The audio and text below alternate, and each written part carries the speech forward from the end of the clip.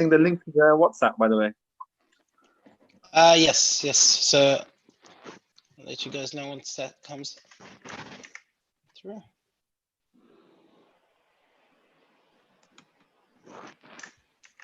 And Nurul, I'll keep an eye on the time. So we try and keep to the 1 hour. Inshallah. So I think we're live now. I just got a notification. That's right. On my phone, and I'll so send this- off. Yeah, I'll send off the link in a moment.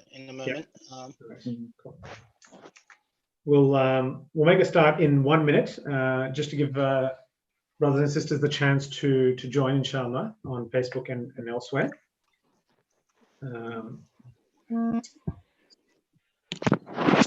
So Nurul, if you want to share the link on your wall, you're welcome to do so now, because it's sent it.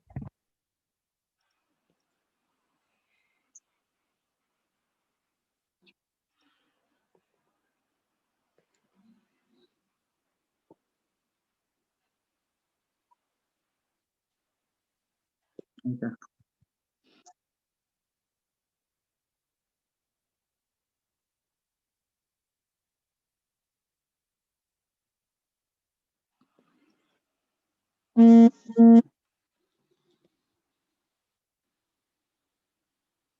Yeah.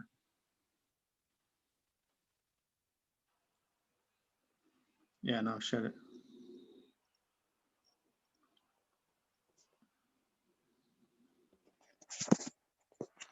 There we go. Is it? Let me just check. So we're live now. Okay. Yes, we are. Yeah.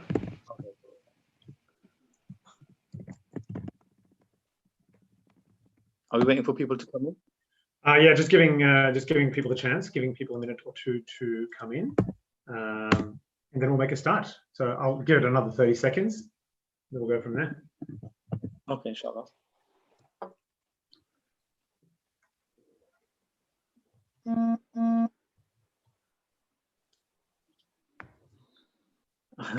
You're lucky you can drink coffee right now. Yes, my apologies.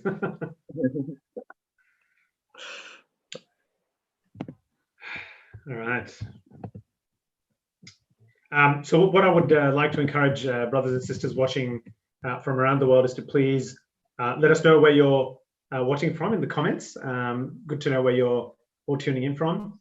And of course, please do ask any questions or make any comments that you may have on the topic. It's going to be a pretty raw and riveting one, but please do send your questions. We will be monitoring, and we will definitely be answering them and engaging with them as the evening progresses, inshallah. I think we should make a start. Nurul, what do you think? Yeah, sure. Let's get cracking. Okay. All right. Bismillah, alhamdulillah, wassalatu wassalamu ala rasulillah, wa ala alihi wa ashabihi ajma'in. Welcome to all brothers and sisters joining us from around the world. Assalamu alaikum wa rahmatullahi wa barakatuh. It is a pleasure to have you with us. I just want to use the opportunity at the start of this particular live session to thank the National Zakat Foundation, Australia, for putting on this series of talks this Ramadan, and for giving myself and brother Nurul from the UK the platform to speak about this very important issue. NZF has done some fantastic work this Ramadan with a whole range of topics on all manner of issues, and really kept the community informed, entertained to some extent, but very much engaged as well in a Ramadan where obviously we don't have the usual faculties of Tarawih and so forth to keep our nights busy. So big thanks to NZF for facilitating such important conversations, and to all our brothers and sisters, if you can support NZF in any way through your sadaqah, zakah, they also take zakatul fitr, then a most worthy cause, inshallah, to contribute to. So let's make a start, inshallah. So I've got here brother Nurul, Syed Nurul Islam with me. I think Nurul is the name. Would that be right, bro? Nurul's fine, Syed's fine. Either one's good for me, bro. Yes. So, Either one is good.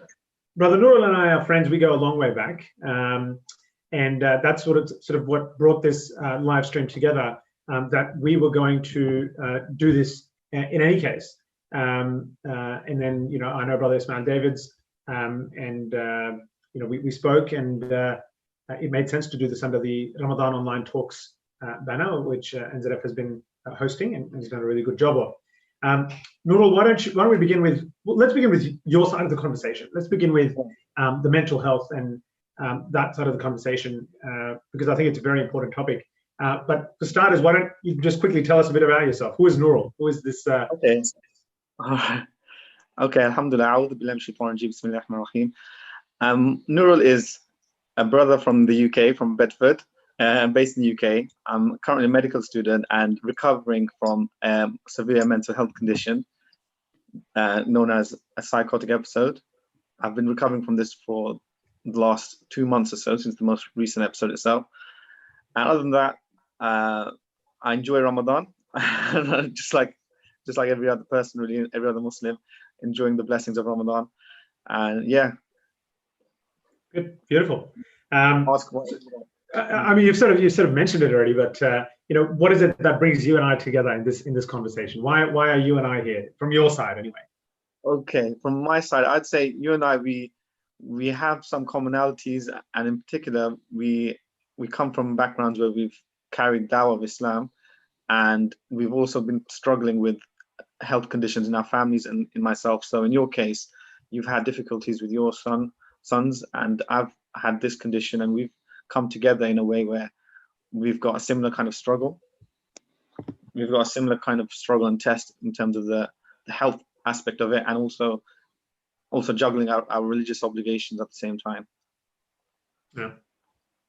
So what is your formal diagnosis, I suppose, if that's not an intrusive question to ask? Like, what is it that, within this sort of broad umbrella, what is it that, you have of conditions, I suppose?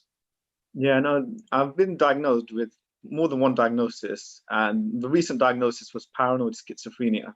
That was the recent diagnosis. Previously, it was symptoms of schizophrenia. I've had this condition since 2018, and I've been taking medication. So the recent episode was more so a result of a lack of medication. I stopped taking it, and I know that there's a stigma around this, definitely in the Asian community in particular, where they see it as, if you take medication, then there's a sense of taboo that you're not really, like, there's something different when it comes to medicine related to mental health. It's not treated the same as other illnesses.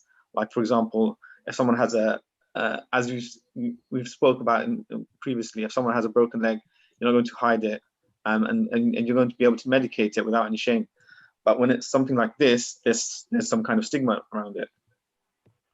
So, I mean, what is paranoid schizophrenia in a nutshell? I mean, I think most people probably know it from, A Beautiful Mind or movies like that. But in a nutshell, for people who aren't familiar with it, what is it in a nutshell? So, in a nutshell, it's a feeling of being. The word paranoia, it's the giveaway. You're always kind of deluding yourself and having false thoughts and false ideas. So this isn't something that happens to me all the time, but when I'm in the state of psychosis, it was quite severe, because as you can remember, Faraz, I thought I was a god at one point.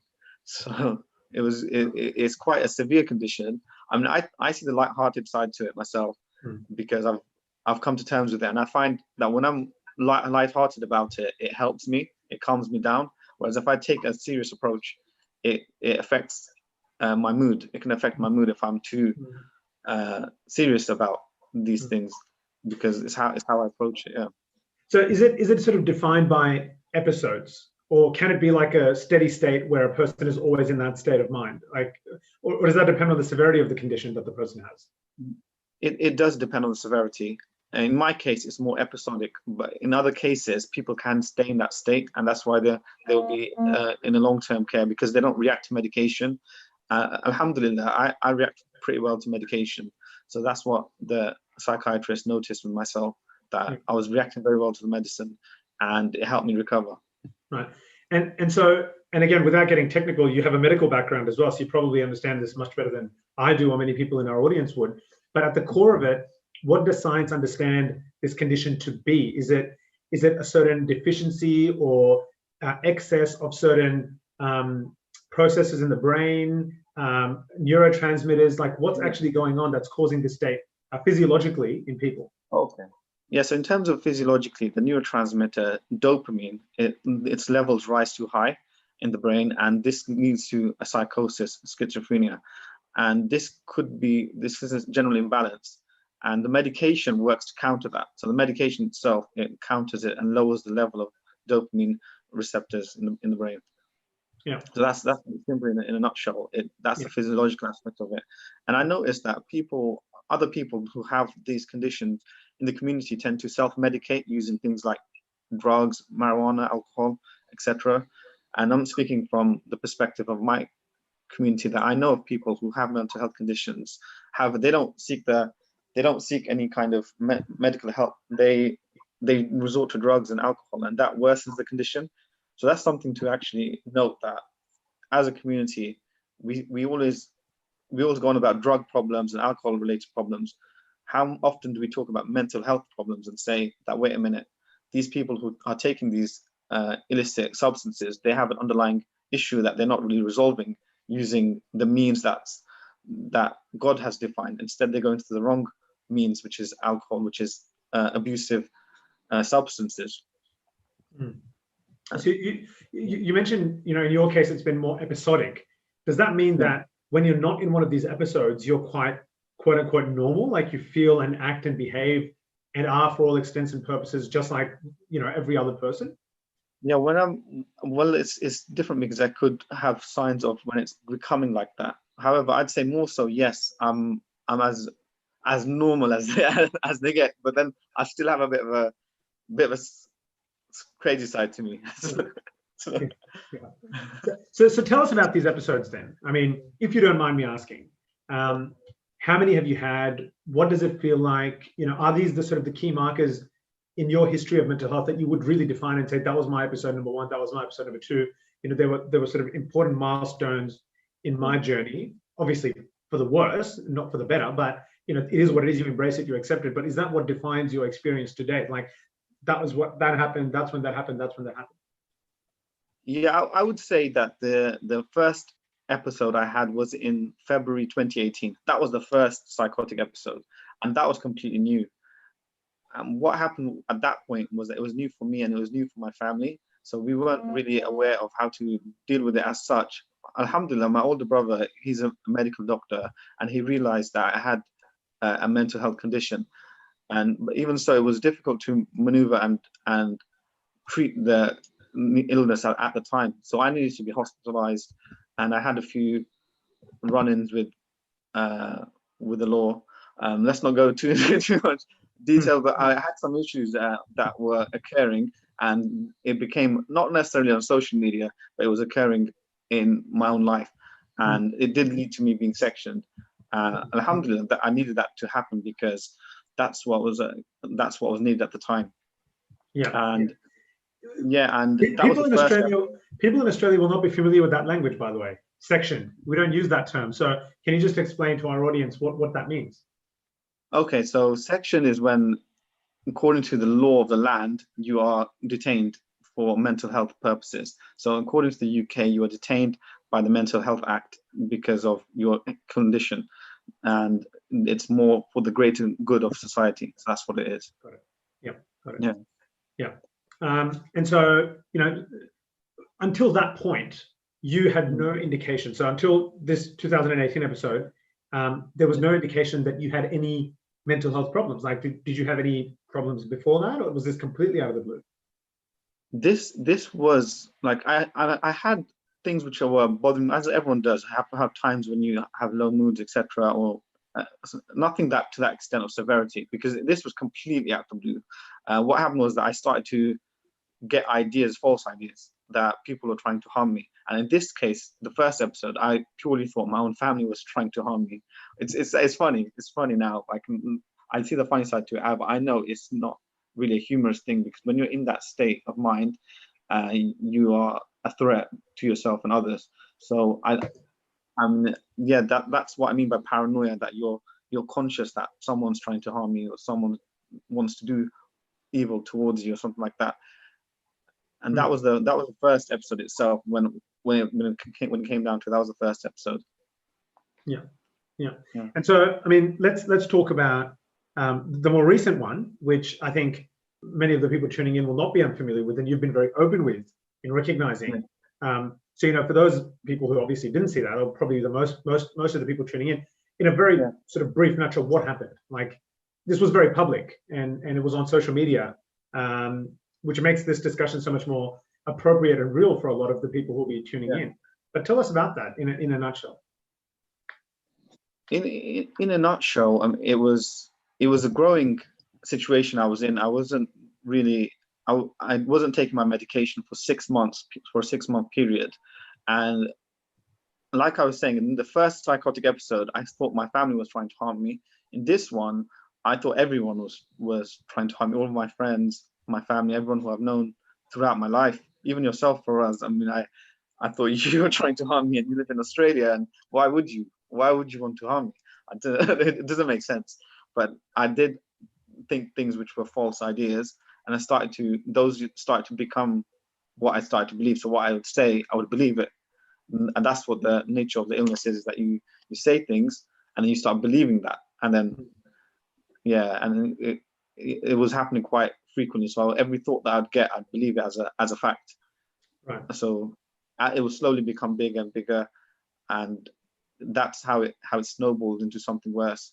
And it's a severe condition, because once you start canceling out people and start saying this person is evil or this person's evil, etc., and then you turn on yourself. So the nature of this condition is a threat to the person more than it is to others. And people generally who experience mental health are more of a threat to themselves than they are to others. So this is another stigma that's attached to it, that people think that if someone's mentally unwell, that they are harmful. Well, in reality, they're more harmful to themselves than anyone else, because of the way their mind is operating, and they don't know what they're doing, because even according to Islam, the pen is lifted and the Sharia rules don't apply. It's different for them at that point in time. And so the way people should approach these people is, I'll be honest with you, it's like, for example, how you'd approach children or approach other people who are not accountable. With mercy, with rahmah, etc. Well, we'll get to that in a moment, but that element of feeling that people are a threat to you, is that part of the sort of the essence of the condition, and is that where the paranoia element of it comes from? Well, that's how it manifested in myself, as I can only talk from my experience. But that's how it manifested. Okay, gotcha. So I mean, you know, looking back at it, 1 or 2 months on, you know, how does it sort of feel? Like, is it harrowing for you to recall that incident? Do you sort of take it in your stride? How does it feel to look back at what happened? SubhanAllah, I'm still processing it. So as time goes on, I'm still processing the extent of it, because there was a lot that I did and said at the time, and it wasn't myself. And I still get certain thoughts of regret that I have to process myself. So I'm receiving help, etc., throughout this period. But there's a lot I have to process, because it's harrowing in the sense that you lose sense of control, you lose the ability to judge right and wrong. And it is difficult. However, I'm dealing with it, alhamdulillah. I have good support from my family who are helping me, and it has a sour feeling as well when I think about it. So do you remember everything that happened? Not everything. I remember saying things to people, but not the details of what I was saying or what I was doing. And then there's snippets that I remember, and it's there, but it's not there. I don't know why I said it. Right. And a lot of it was disorganized speech. So I'd give lectures to people. so I'd send them mini Juma khutbas, and I remember I was saying loads of things. And I mean, you mentioned to me at the time, just afterwards, that you hadn't slept for days, and that you had stopped taking your medication. Was there a trigger for not taking your medication? If that's not too intrusive a question to ask, like, was there a reason you stopped? Well, if I'm honest, I thought that I was going to be okay. From the advice and from what I understood at the time, this is going back to around September, I thought that this episode I had in 2018, it was more of an acute psychotic episode. It was a one-off episode. So it wasn't something that's going to reoccur. But it turned out quite clearly that it's a relapsing condition that I was experiencing. So I got you. So, I mean, is the advice now of medical professionals to you that you have to stay on medication for the time being? Yes, pretty much. Yeah. So for the foreseeable future, on a long-term basis. Yeah. Yeah. So let's go away from what happened and let's talk about the broader issues surrounding mental health, Right. and the implications of some of what you've said. And I'm very interested to explore that with you. Okay. Tell me about your sense of, in our Muslim community, in our Muslim communities in the West, and in the UK where you are from, what's been, maybe you can start with your own story, like what's been people's response to what happened to you, friends, family, relatives, and then the broader sort of community and society. Like, what do you feel about people's understanding of this, and where are we at in the sort of spectrum of coming to grips with this sort of issue? Well, I mean, in terms of the Muslim community and where we are at, I'd say, from my experience, there's a balance. More so, the older generation, ones who weren't born in the UK. So I'm talking about the UK here. It's similar, I guess, in Australia, right? They have more of a closed-minded perspective. So some, not all, but some do say things like you shouldn't talk about it, etc. You should hide these illnesses, and it can disadvantage you. I feel we're pretty behind on these things, because the wider society, everyone out there, they are starting to talk more and more about it. So by us hiding these things, we kind of perpetuate and worsen these conditions within our community. And this is something that I've found from the people that I've spoken to. Some people who have looked and seen that their family experience of it, where they've hid it, it's kind of it kind of rubs off on others. It's almost like it's contagious in a way, because if someone is not dealing with their mental health correctly, other people would implement their similar false notions, and it worsens the situation. Yeah, and you mentioned the Muslim community. I think it's important to note that as a Muslims, we historically, as an ummah, we've been very effective in dealing with mental health conditions, because as you are aware, Razi founded the first psychiatric hospital. A Muslim founded the first psychiatric hospital. So this is phenomenal. I'll be honest with you. I only found this out recently. It was even surprising for me to even know that. Wow. I've been in a psychiatric hospital, but do they even know that Muslims were the ones who founded it? The whole idea of how to treat mental health, and they didn't. And one thing to know is they didn't refer to it as jinns. We'll get to that in a minute. They didn't consider it. Yeah. Yeah, subhanAllah. So, I mean, let's talk about that for a second. And again, you don't have to go into your own family's response necessarily, but people around you, like, maybe speak in general terms. Were there people who suggested to you, this is jinn possession? This is not a mental health issue. You should go get ruqya done. Did people say that was what was going on and that you should consider that? 100%. Wallahi, there was there was a few people who were fully convinced that, and I'm talking scholars, actual scholars in Islam, who are convinced that this is a jinn possession, and they were saying it to their followers as well. I've got love for these brothers. Like, I'm nothing against them, but this is what they thought, and they thought that this brother is definitely possessed.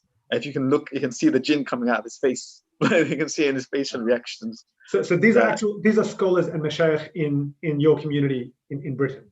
I don't want to specify locality or anything like that, but I'm gonna say that it is what it is. It is incredible. It is what it is. It's more so due to the way they've learned Islam, and the way it's been studied through their system. They haven't really understood reality, and we know that Islam used to be taught in a way which was effective, and it was effective in dealing with life's problems and understanding things properly. And this has been something that's changed over the last couple of centuries or so. But yeah, they did think that it was jinn possession, and I honestly I found it funny. I mean, because I know that Islamically jinn possessions can't happen. This is a bit of a penny drop moment. People are going to be thinking, how can you say that? But it's a scholarly understanding. This isn't just me saying it. They didn't treat mental health as something that was jinn possession. SubhanAllah. I mean, that's just fascinating. So like, I mean, you're a student of medicine, right?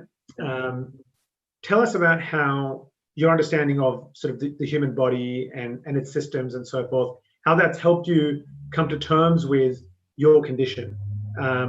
Specifically, in your case, it may be different for people who have other professional backgrounds, but you know, I would think that if I was someone who was, you know, trying to understand the human body and you know, in the field of medicine, that it would give me a unique appreciation for, you know, what's going on. How did that sort of impact how you see yourself in your condition?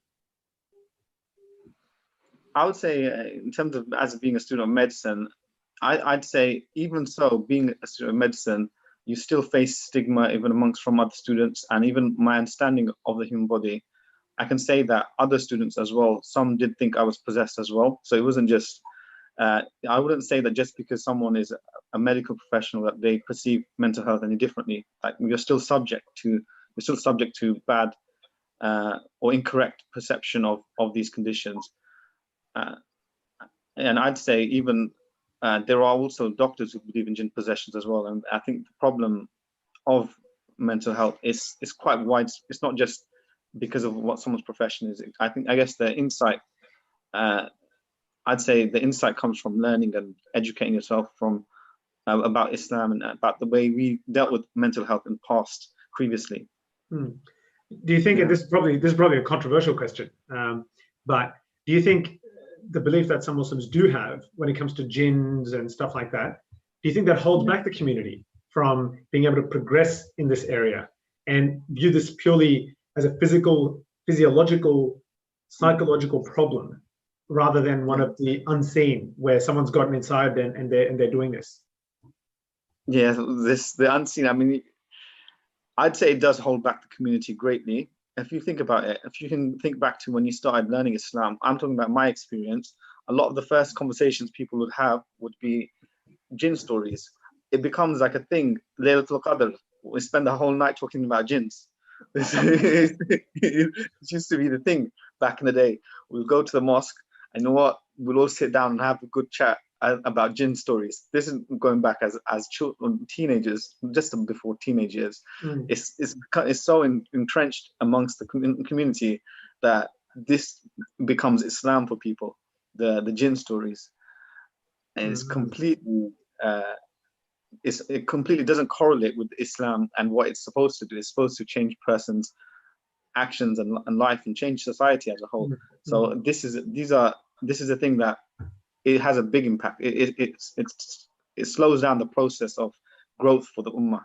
100%. Talk to me about the sort of the emotional impact on you and your family. You know, like what's it been like sort of dealing with this, coming to terms with this? How have your parents taken it, your siblings? Tell us about that, the human side of this that I think people should know about. Yeah, no, definitely.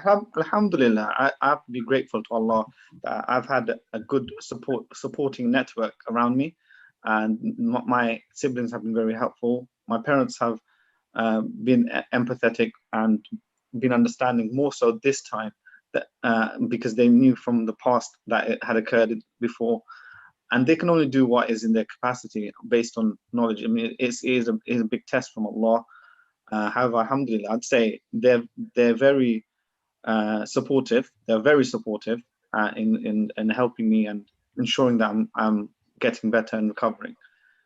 Alhamdulillah, I'd say my older brother, he's very helpful because he's from a medical background. He's able to deal with things effectively, and especially I have to say, before I got sectioned the last time, during this episode, my brother was very helpful in making sure that I was sectioned.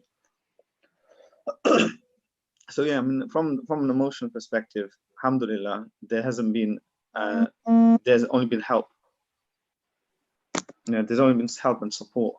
I'm only being able to appreciate, because I know other people who have similar conditions, they're not able to understand when people are trying to help them, because when you're in that zone, you can't really appreciate when others are trying to help you, because you see it as they're ultimately a threat to you because of the condition. And that's major.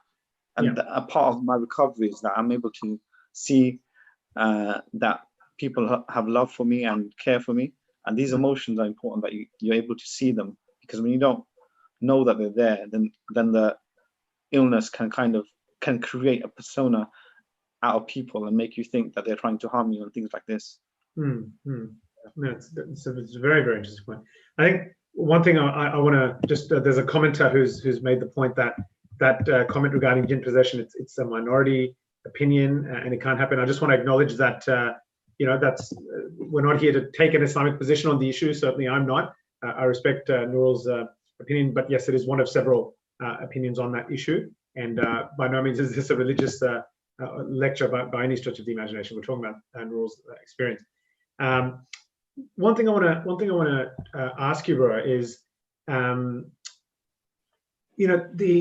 you sort of touched on it before, but this sense of people being embarrassed about these sorts of conditions, right? And I'm not just talking about schizophrenia. I'm not just talking about psychosis. I'm talking about depression. I'm talking about general mental health conditions. So we're sort of generalizing a bit now. There is this tendency, and I sense it all the time in the community, to keep this below wraps, right? If you're dealing with this, just deal with it quietly, deal with it silently. There's no need to talk about it. You can just just keep it below the table, sort of thing. Have you sensed that at all? Like, since you decided to be a bit more public about this, has there been anyone who said or indicated to you maybe it wasn't the best idea? Have you felt it, even if people haven't said it, but you just sense it in their reaction? Like, is that something that you think is there? Have you, and just to go further, like, has there been hints that family members have dropped, extended relatives have dropped? Is it a thing?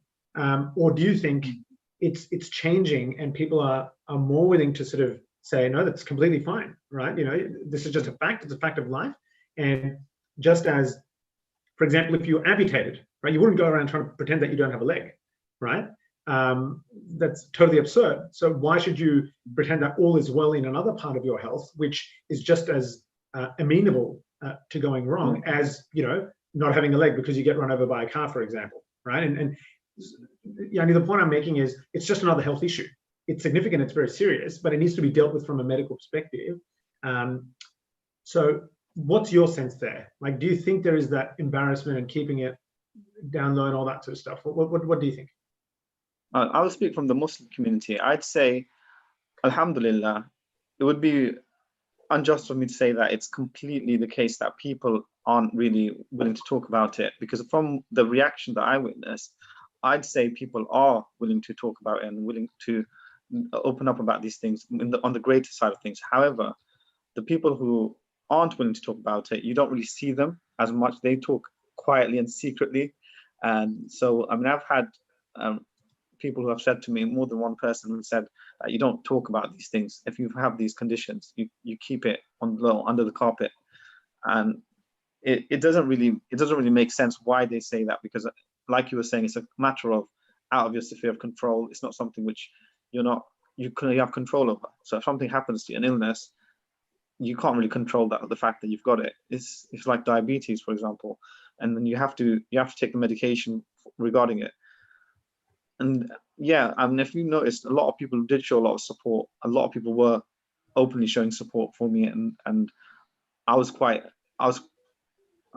grateful for that. Alhamdulillah, there was a lot more support out there than there was keeping under the wraps. But that being said, it's more in the Asian community more than anything else. I find that when I speak to people in the community, they don't really want to talk about it, because they feel like it's just something to be embarrassed about, that you've got a mental health condition. But it doesn't have much of an impact in terms of it's how they judge what is embarrassing and not. There's not really much more to say on this than what has been said, because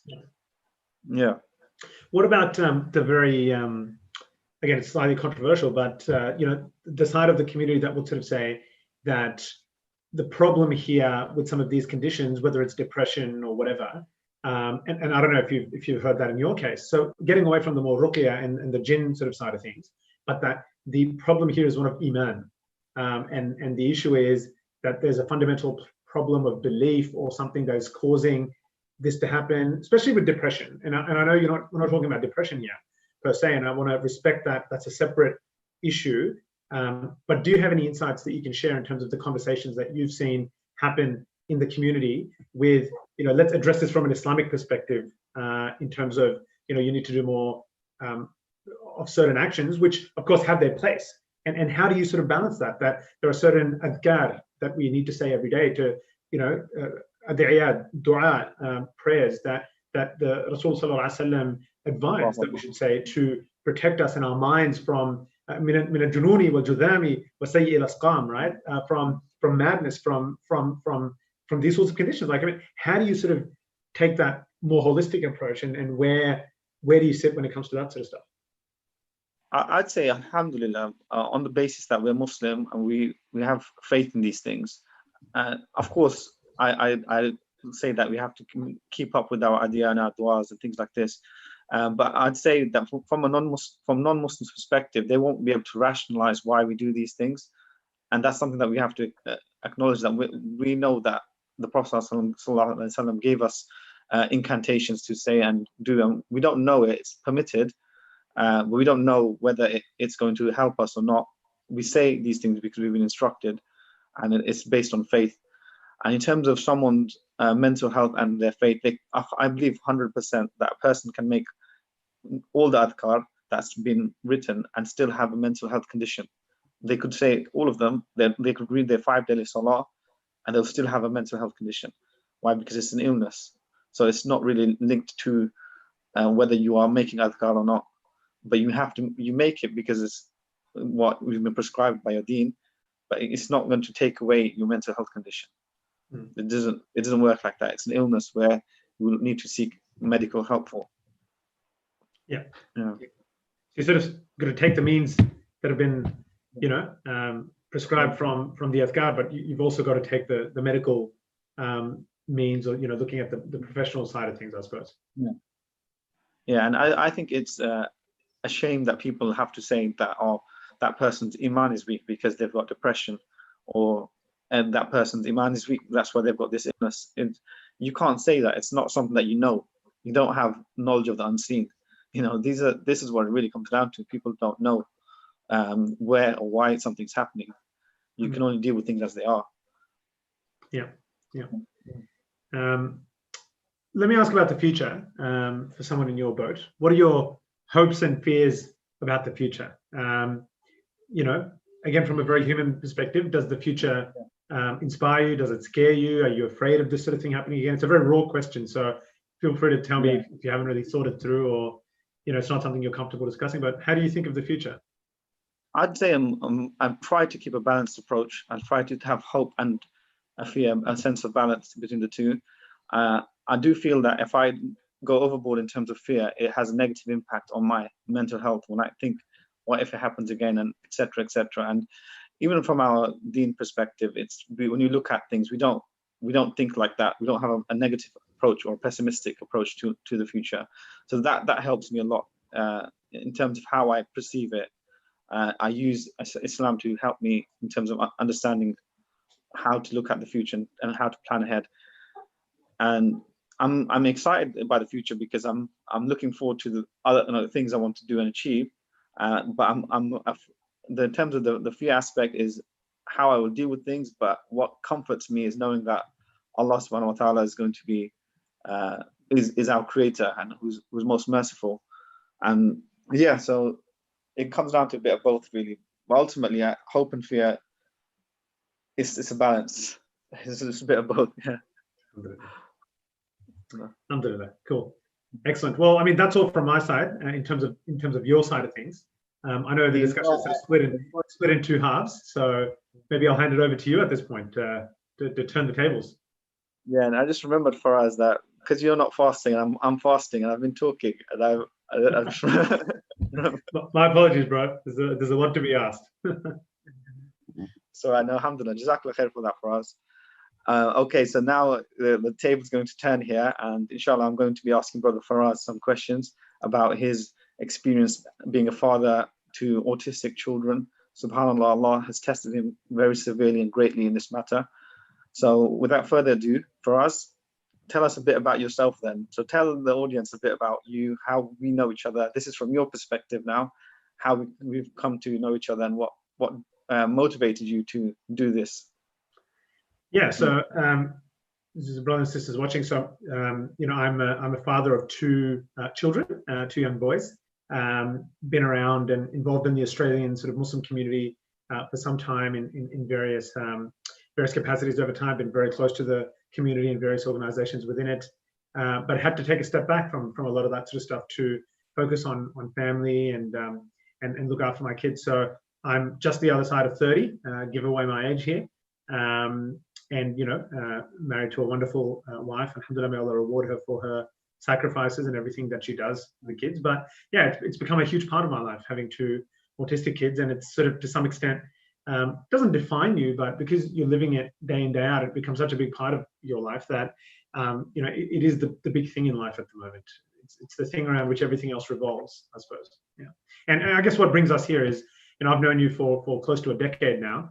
Initially through social media, but then when I came to the UK and we met, and you know, the contact that we've had over the years. But you know, when you went through that particular episode, and I could see the signs, because I've had very close family members who have been diagnosed with exactly that condition, paranoid schizophrenia, and have had psychotic episodes, and I've seen them firsthand, and I've seen what they are like, and I could tell straight away that something wasn't right, and I reached out to, you know, people in your part of the world to try and do something, and alhamdulillah, eventually, you know, people were able to make the right moves. But I guess that's what brought us together, to the idea that we should really speak about these issues, and you know, I've got something that I'm dealing with, you've got something you're dealing with.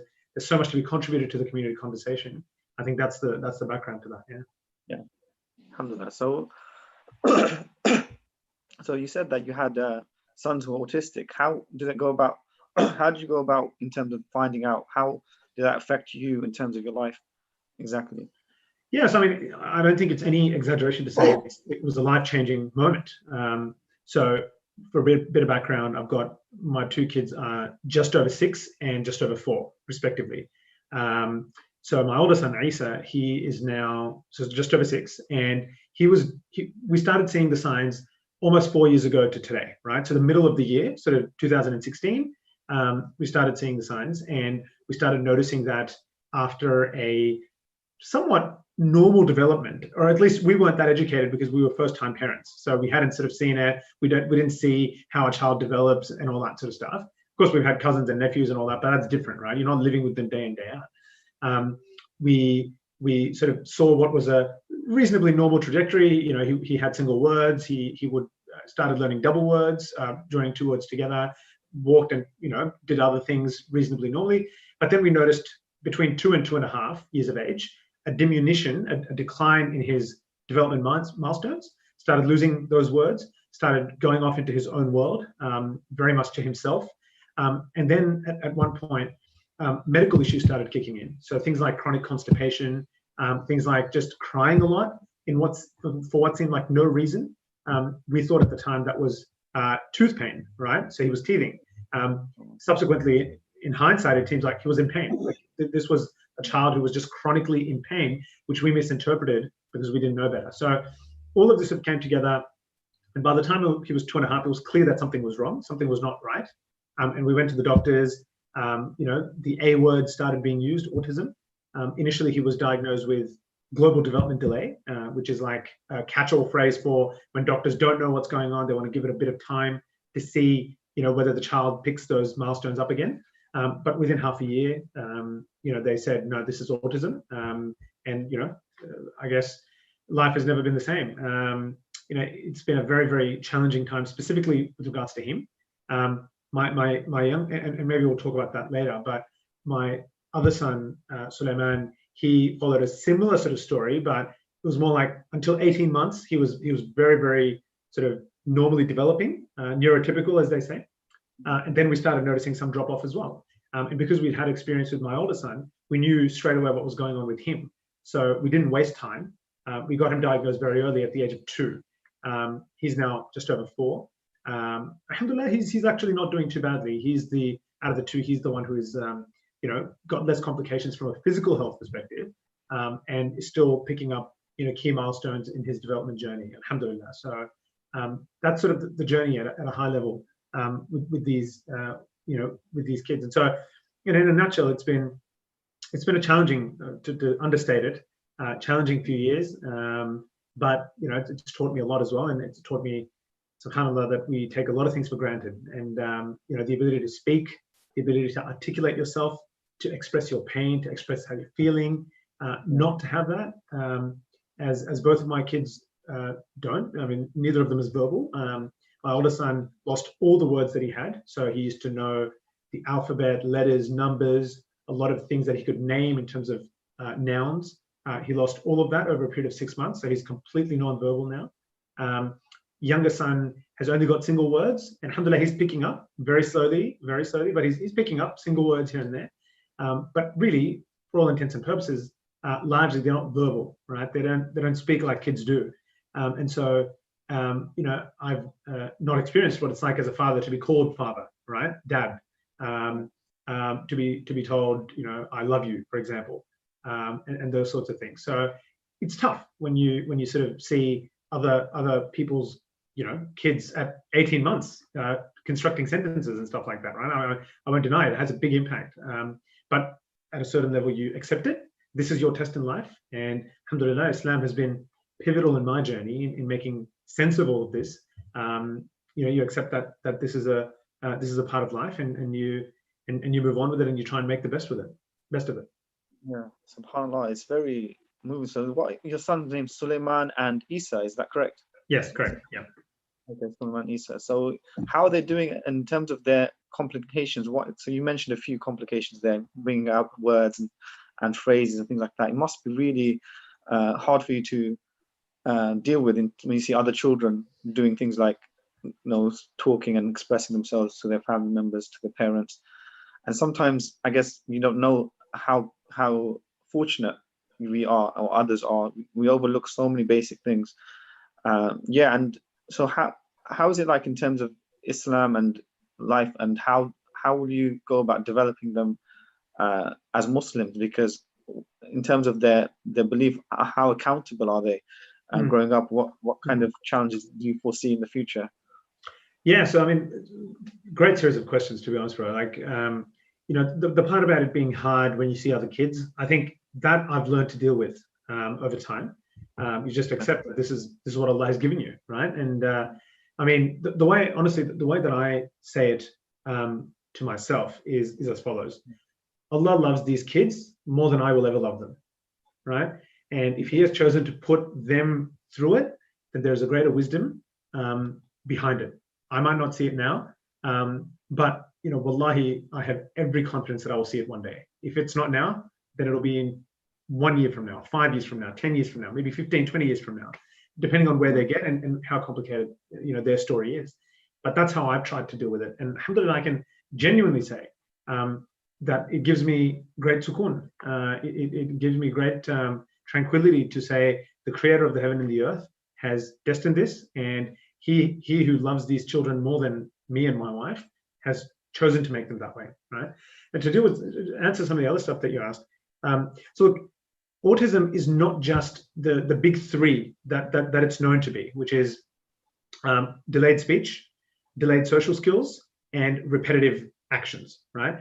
That is the great triangle of classification according to the DSM, the Diagnostic Manual of whatever it's called, right? Mental, I forget the full name of it. It's the Bible of the psychiatric and psychological sort of part of medicine. It is that, but it's more, right? A lot of autistic kids come with comorbidities, which is, there's accompanying physical health challenges.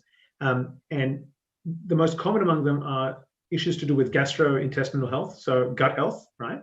The system that processes your food, is to do with seizures and epilepsy. That's very, very common.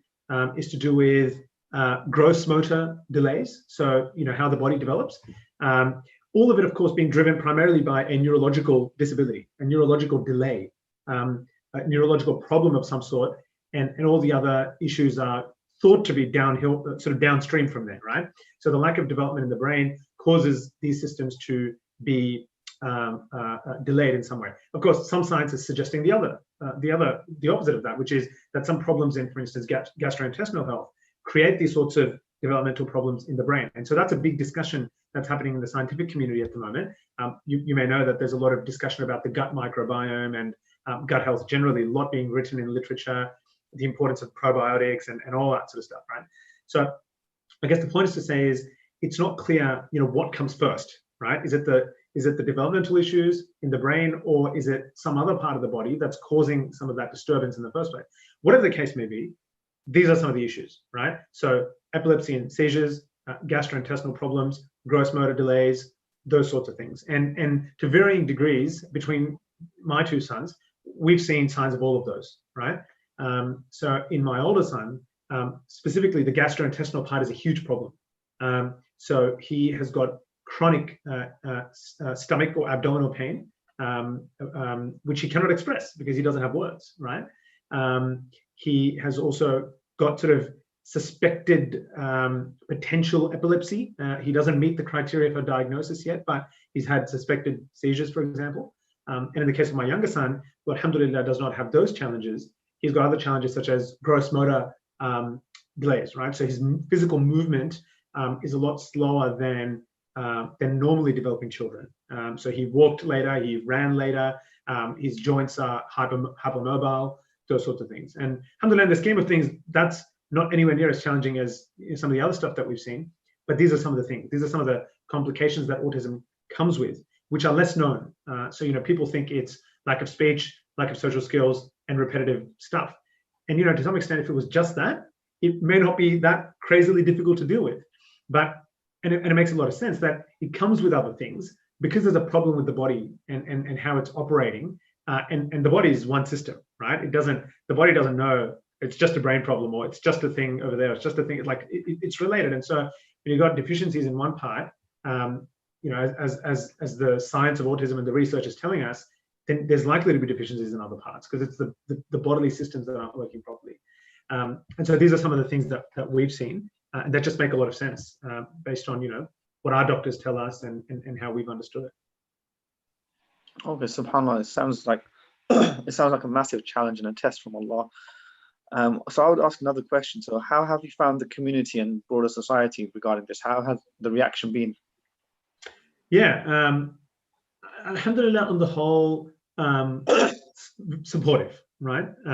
I think definitely the community does not, autism is becoming better known and becoming more common, unfortunately, for reasons which are beyond things that we can discuss here perhaps within the time that we've got, but it's becoming better known. But people still don't know what it is, and a lot of people don't appreciate the other complications that it comes with. I'm networked with autistic parents quite well, and the sort of stuff that we see is just unbelievable. Like what parents are going through in terms of the health issues that their children have.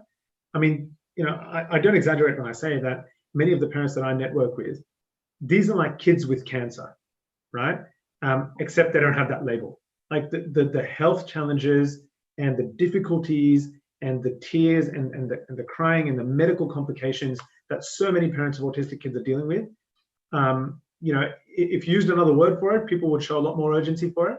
But the pain and the suffering that these families sometimes go through is just as great as that big bad C word, for example, right? That's how much of a challenge it is on the body of the kids and on these families and their ability to operate with normal lives, which is sometimes very, very, very diminished. SubhanAllah. Yeah, so another question. What about the myriad of theories that exist about autism? What causes it? Can it be cured? And so, it must be frustrating for you as a parent having to deal with these things and hearing about these kinds of theories. How do you process these things exactly for us? Yeah, this is a great question, bro. If I had a penny for every time someone had said to me they knew the cure to autism, I would be a rich man. But basically, like everyone, there are so many theories. And I'll talk about two sides of it, right?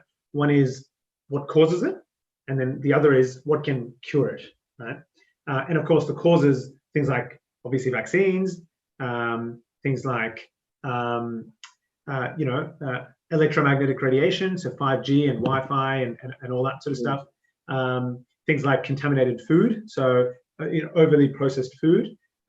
Things like antibiotics is another big one that is touted, right? That the theory goes that you give kids antibiotics, the microbiome gets destroyed, they don't process food properly, therefore they don't get the right nutrients to the brain, and that kicks off retarded mental development.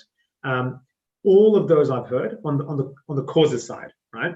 And then on the cure side, this will get you better, that will get you better. And honestly, like there's just so much that I don't even know where to start. Like everything from camel's milk to homeopathy, to chiropractic, all of this stuff, a more natural diet. And look, bizarre thing is that for all of these, you will see advocates and you will see people who swear by each of these having been the thing that gets their children out of autism, right?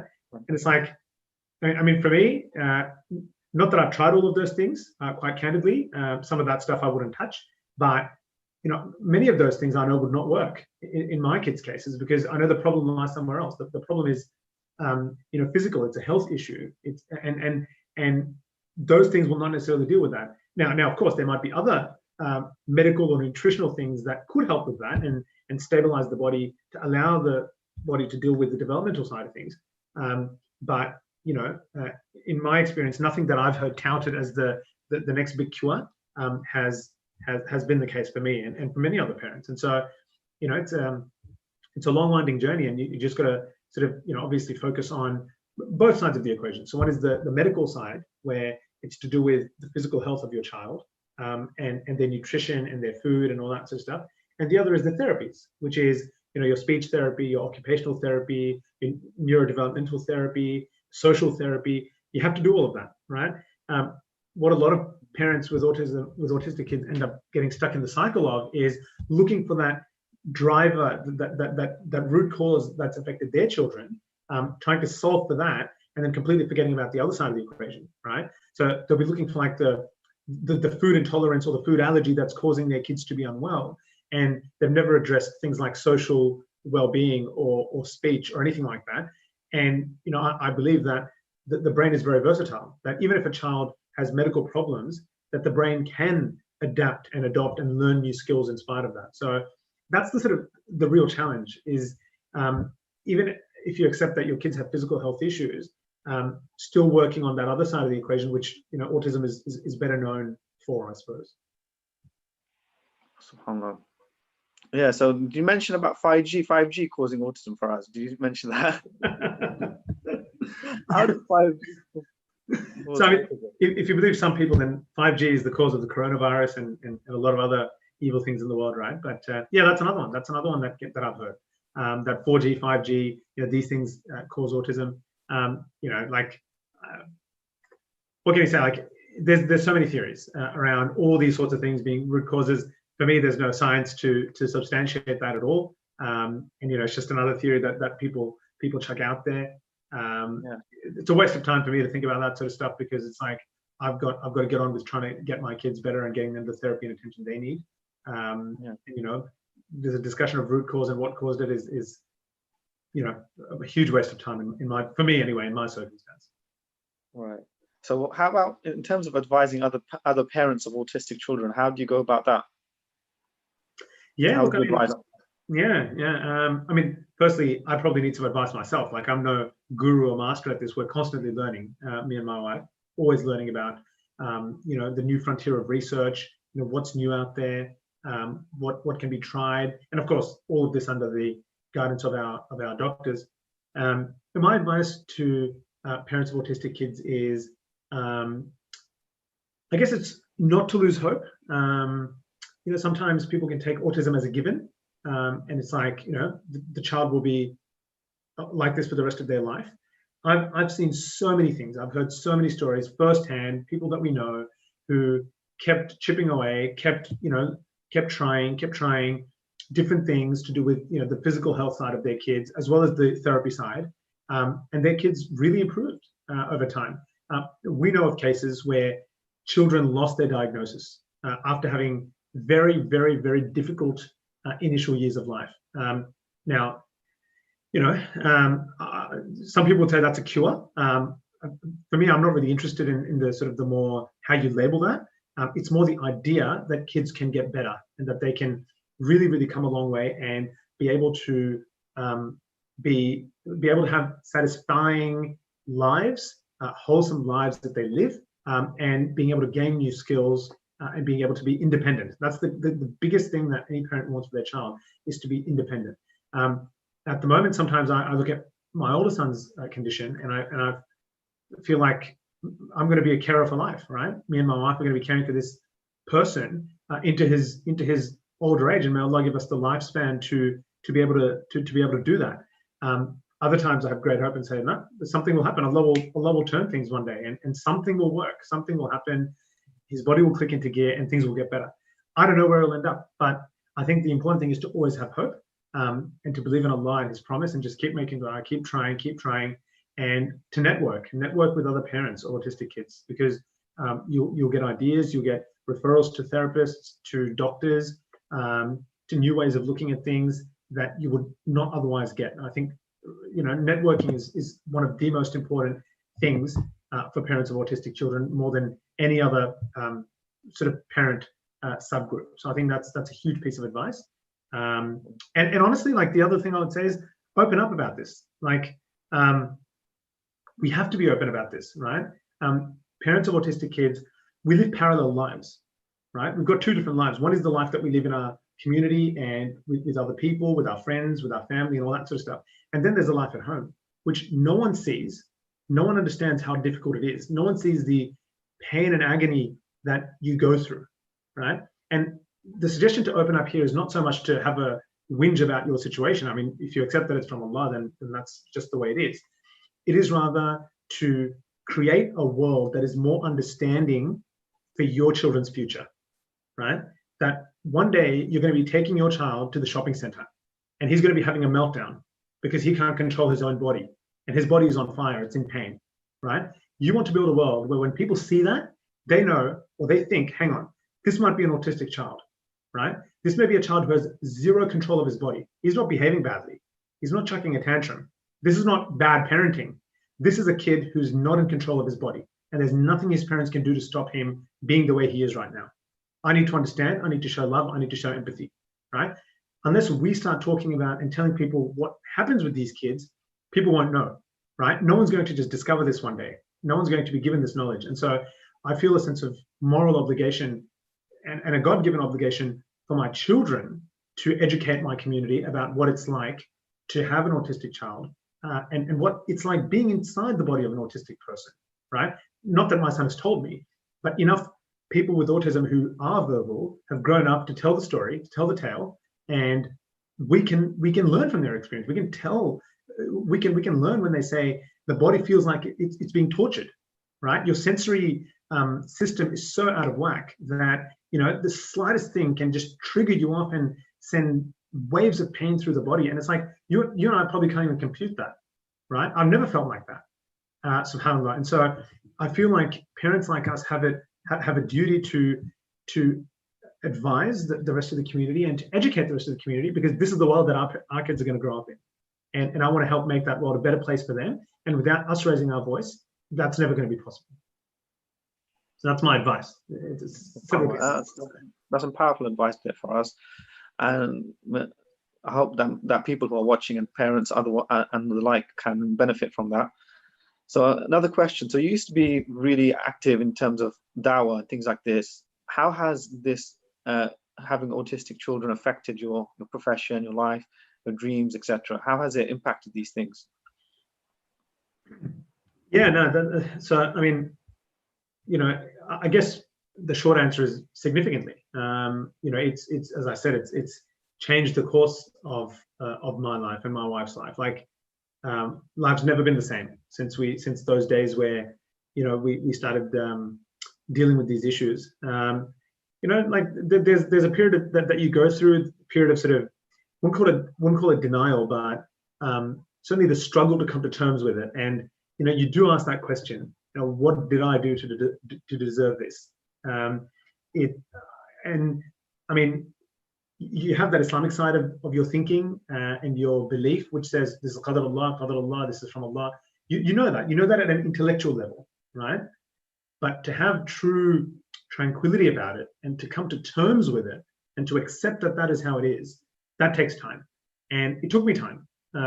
It took me time because alhamdulillah, Allah has given me a lot in my life, like a lot. I am very, very grateful. And I have had a fantastic upbringing from amazing parents and great opportunities from a dunyawi perspective in terms of my education, the universities I went to and all that sort of stuff. I've not had a struggle full life. I mean, I was a migrant and I got teased as a kid with a thick Indian accent coming to Australia, but you know, like that's about as tough as it got. But this has been a real jolt, like a real jolt. And to come to terms with that this was Allah's will, this took time, right? And eventually I've accepted that this is how it is, that maybe this was my mission in life. Maybe it wasn't to be an expert in Quran and tafsir and those sorts of dreams that I had. Maybe it wasn't to be an activist necessarily. Maybe this was it, right? And so, you know, it is what it is. And you know, as one ustad that we have here in Australia, he as he says, that Allah chooses different paths to Jannah for different people, right? And it could be that your path to Jannah could be your two children and looking after them and doing the best that you can from a material, financial, emotional perspective to create a world for them that's the best that it can be. And you know, it's taken time to accept that, but I think I've come to accept slowly. And it's challenging. It's a struggle sometimes, but it's a mission as well. So you know, try and just keep going, I suppose. Inshallah, may Allah make it easy for you, bro, for us. So any other notes, anything else that you'd like to add? I mean, I probably wouldn't, but I think there's been some significant questions and comments that have come in. Sister Hanan Dover, thank you so much, Sister Hanan. She corrected me and said it's the Diagnostic and Statistical Manual of Mental Disorders, the DSM-5. She's very right. Thank you, Sister Fatima, as well. Let me just scroll. So Brother Albab from Australia says, what methods do you guys suggest to better educate those around us about mental health, from family, friends, to the wider community? Let me chuck that to you, Nurul. I think that's a question you should be answering. What are your thoughts? Right. So in terms of educating others, I believe a good form would be to have events like this. Things like this is definitely helpful. And also going out there in the communities that we live in and hosting events and having times where people get together and discuss mental health in a more open fashion, and because it will make people more comfortable talking about it, and then it will become more of a norm, especially in our Asian community. It's something that definitely needs to happen, because we can't be having people in our community suffering in silence and not able to discuss these things. Yeah, that's why it's another sister has asked, how important is Islam for you in helping make sense of your condition? No. SubhanAllah, Islam plays a fundamental role. It's something that is from the point of waking up to the point of sleeping. It gives structure to one's life. It has guidance on how to organize your life. To be honest with you, it's the one thing that defines everything, and it makes sense of the world. And Allah knows best. If there was no Islam, then I don't think that I'd be able to continue or carry on, because I'll have no meaning behind my life. So Islam gives that meaning and purpose behind everything, of suffering, of difficulty, of any hardship. And it also gives structure to not just the salah, not just the adhkar and the deen, but even meeting people. Islam gives reward to meeting a brother with a smile on your face. So you know, there's so many aspects of Islam that enhances a person's mental well-being, and that's definitely the case. So, and as long as a person's taking medication, the deen is like, it's like a therapy in and of itself. But at the same time, you know, when you find the deen difficult, the deen explains to you. Allah says that He who wants ease for you. So sometimes Allah gives you sadaqah by letting you sleep, for example. So you know, I'd say the deen has a pivotal role in all forms of illnesses, whether that's mental health, physical health, etc. Because you know, the main purpose of our body is to return it back to Allah in a shape that is pleasing to Him. So yeah. Another question that's come up for you is, how do you feel the UK mental health system is at dealing, with conditions such as yours? What's been your experience? What is the quality of the healthcare and the system there? Well, alhamdulillah, I'd say I've been quite fortunate, more so because my condition was pretty severe. They prioritize my condition. I know that I see others who have difficulties in terms of getting care and things like this. For myself, because of how severe it has been, I've been supported with the early intervention team and things like this, and I've had a regular help for the last couple of years, over 2 years or so, and they're very much accessible for me quite easily. And also, alhamdulillah, I have to say, because being from a family with people who've been quite helpful and supportive, and being able to liaise with the doctors as well. And my older brother, because he's a doctor, he's been able to speak to the services, and that has helped me. So I've been a bit more fortunate. So I can't say my experience has been negative. Initially, I didn't want to engage with the service because of the condition, because I was in denial of it at the time. But alhamdulillah, I'd say it's been okay. But others do find challenges in terms of getting care because they don't have as much of a severe condition. I just want to scroll and make sure there is not. Yeah. So actually, one thing that's been raised by someone is, yes, autistic children, one of the biggest problems they have is sleep. Forgot to mention that in my talk. I haven't slept properly in 4 years. It's probably become so much a part of my life that forgot to even mention it. But that's a very good point. Sleep is a huge problem in autistic children. So I just thought I'd add that. And finally, Nurul, some of the sisters and brothers make dua for you, and I suppose for me, I would like to think, saying, may Allah make it easy for our families and reward us with the highest Jannah for what we've experienced. Of course, I will take that dua any day of the week. Especially Ramadan. I mean, any closing thoughts, bro, that you would like to share with the brothers and sisters? Any advice on what the community can do to assist people, who've gone through what you've gone through, or just generally in the mental health arena? For mental health, I'd say don't be afraid. The main thing is don't be afraid to ask others for help, or be not willing to seek help, because people are out there who are willing to help. No matter how bad someone's condition is or how severe it is, people out there willing to help and listen to what you have to say. And yeah, that goes for anybody, Muslim or non-Muslim. Don't be afraid. That's the main thing. There's nothing to be afraid of, because Allah subhanahu wa ta'ala, because we're Muslims, that also adds to us that Allah has given you a test, and it's a test of how you're going to deal with these things. Yes, it can lead to something so severe as suicide. We can't hide from the fact that these illnesses have a darker side to them. And the way to get out of that dark side is to be okay to talk to people and not afraid to say that you're going through something, because 9 times out of 10, I'd say people would listen and would want to help, but it's just they don't know how to. And the way to help people, help you, is to talk about it. So that's what I'd say. Yeah. There's actually some questions or comments that have come through on Zoom, which I wasn't keeping an eye on. So I think it's good we just quickly address those.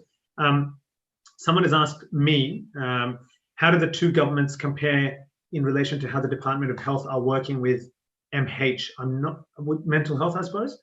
Any trailblazing projects being run by any Islamic organizations or masajid or shuyukh in this regard? That's a very good question, actually. Have you seen in your community, Nurul, in the UK, and I'll speak to Australia in a minute, how are Muslim organizations dealing with mental health? Are there any really good initiatives or programs that you're aware of that are worth bringing to light? Well, as far as I'm aware, in terms of Muslim organizations, there's an organization called Al-Madad Outreach by Brother Muin Abdul Hamza. And this organization, from what I understand, they provide Islamic counseling and things like this. Islamic counseling, just for those who don't know, is they use Islam as a way to counsel someone out of their mental unrest, and they use the deen, the names of Allah subhanahu wa ta'ala to help someone, so to ensure that they strengthen their connection with Allah throughout the process. So yeah, there's that organization that I know of. Aside from that, though, I'm not entirely too aware of any other organizations who are doing things specifically for Muslims. For non-Muslims and Muslims alike, there's a charity called Mind, and there's also another one called the Mental Health Foundation. They're the ones that exist out there who are readily proactively doing things to make people more aware of what improves mental health, things like that. Yeah. And as far as actually, there's another really good question which I'll come to, but I'll speak to Australia first. I mean, I think the community generally is getting much better at understanding mental health issues and addressing them and appreciating them. I think there's been a step change in the last 5 years in that regard. And I think, with things like childhood neurological disabilities, I think things are getting better as well. Certainly the awareness is there, the sympathy is there. I mean, I feel a lot of that, in the conversations that I have. I haven't seen it taken to that next level yet in terms of how Masajid and Islamic organizations instituting initiatives to make it easy for, parents of autistic kids or autistic kids, or generally neurologically disabled individuals. But I think that will come. I want to definitely, though, give a shout out to some organizations in our community who are at the coalface, at the forefront of leading the charge when it comes to mental health. I think our good sister Hanan Dover, who I think was tuning in, I'm not sure if she still is there, she's done an amazing job over the last sort of decade, really, in bringing these issues of mental health and such to the fore. I know she's got some great programs, at least in her mind, in plan when it comes to children and autism, and I very much look forward to seeing what comes of that. And I think I want to make mention of one organization. It's an international organization. It's run out of America. I forgot the name, but I think it's called Ihsan or something like that. And they advocate on behalf of autistic individuals, I think it is, or disabled individuals, or autistic children and their families, or all of the above. I'm not sure which exactly, but their mandate is basically they certify mosques with a rating for how well they accommodate for people with disabilities and mental disabilities and such. So if provision is made for a sensory friendly hour, for example, if there are ramps which allow people with wheelchairs to access the masjid, these sorts of things. And I think that's amazing. And I think I can't wait for something like that to come to Australia. But there's one other thing that organization does, which is just mind-blowing and in terms of how progressive it is and how forward-thinking it is. And that is that they actually facilitate for parents of disabled children, autistic children, etc., to do Umrah.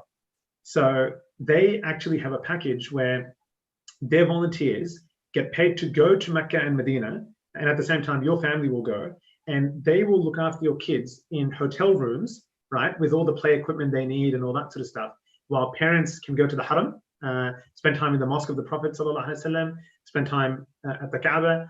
And I mean, this is just groundbreaking for parents of disabled children or autistic children, or generally developmentally challenged children, because one of the thoughts that has always come to me is, I can't imagine going to Umrah again. I can't imagine ever going to Umrah with my wife again, right? It's just like unthinkable. But now it's something like this, where there are specially trained people who will literally look after your kids in an appropriate way in hotel rooms while you are there praying at the Prophet's Mosque or circumambulating the Kaaba. I mean, that's just incredible. And so I think it's called Ihsan. I'm not sure. I might make a comment later, just sort of giving that organization a shout out. But that's sort of, I think, great signs for Muslims living in the West of the sorts of things that could happen to accommodate for families and individuals with, these sorts of challenges. So I just wanted to give a shout out there. The final thing, Muhsin, yes, it's called Muhsin. That's right. Muhsin is the name of the organization. That's right.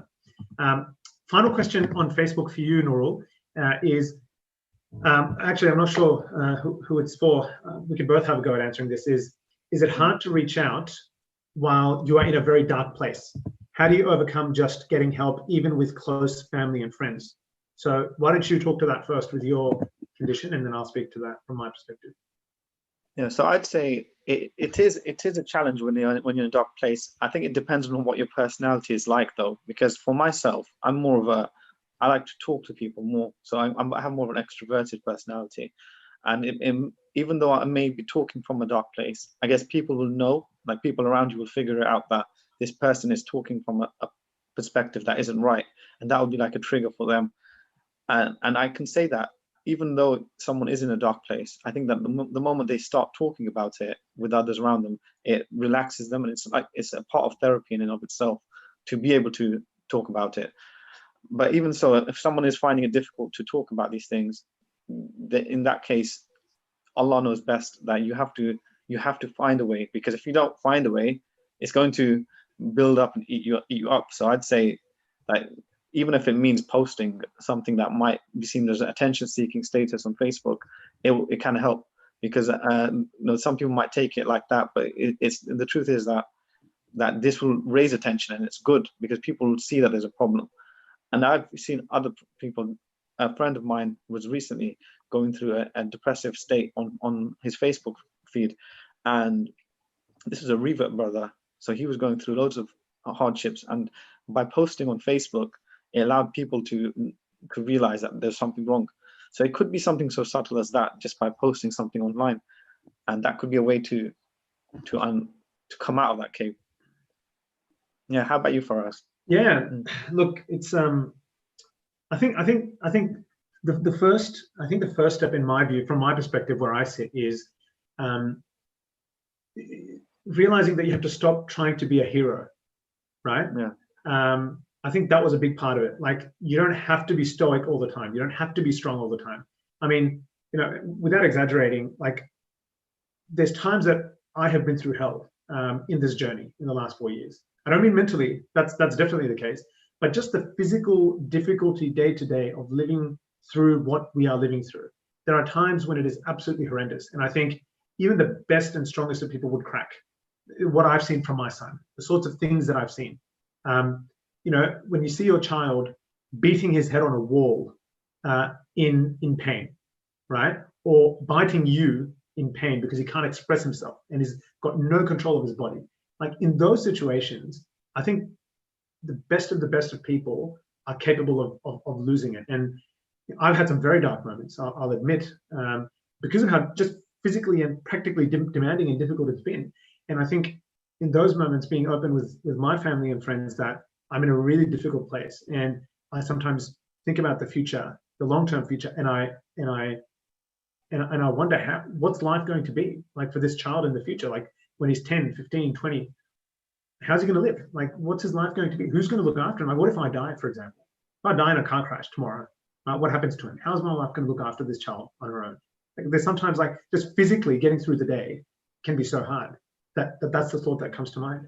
But here I am, 4 years on, and hopefully we're getting some answers for his medical complications and so forth. And you just sort of sometimes accept that Allah will get you through somehow, right?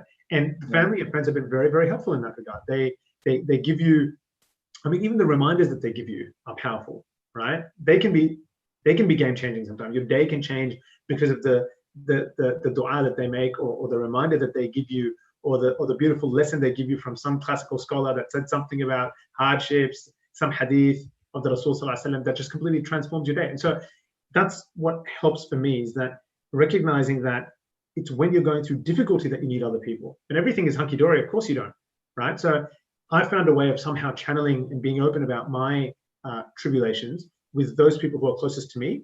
They've come to understand, they've seen how difficult it is, right? Some friends and family have seen firsthand the sorts of things that we can go through. And that just helps. That just helps, make that day a bit easier, and you get through it. And then the next day is a little bit better sometimes. And the next day is even better than that. So it's just riding that wave while you keep trying to deal with the medical problems or whatever it is that you're trying to get on top of with your kids, and hoping that one day you'll get to that finishing line first, where there will be something that really works, that makes your child's life better physically, and then everything flows from there, and the rest of your life can inshallah become easier as well. And so, to answer the sister's question, it's about learning to accept that you don't need to be a hero, and that you need help to get through this. And that's been the liberating thing for me. Alhamdulillah. I think, bro, we should call it a wrap. It's been almost 1.5 hours, and we could probably talk for 10 hours, but we did aim to speak for only one. Yes, gone overboard a bit. And another brother sends his love and positivity and strength and dua to you and to for myself. Jazakumullahu khairan, brother, for that. Wow. And to everyone who's been commenting. It's been a great discussion. I see a lot of comments, which I look forward to responding personally as well. And Nurul, maybe you can jump on the comment Yeah, section. I will. And we'll address some of the comments, inshallah. But just want to say thank you so much, bro, for taking this very brave step to open up. You are a courageous guy. I absolutely love you. And I ask Allah, by His glorious names, on this beautiful night, it's the 29th night here in Australia, to allow you to go from strength to strength in dealing with your condition, to make it easy for you, and to really, give you sabr and tawakkul and the best of health and iman, inshallah. And I pray Allah subhanahu wa ta'ala makes it easy for you as well, for us, and that He grants you strength through this difficult process with your sons, and blesses you and your family. I mean, jazakallah. Thank you so much. Thanks for your time, and look forward to seeing you in the comment section, inshallah. Okay, jazakallah khair. Assalamu alaikum. Wa yakum. Assalamu alaikum wa rahmatullahi wa barakatuh.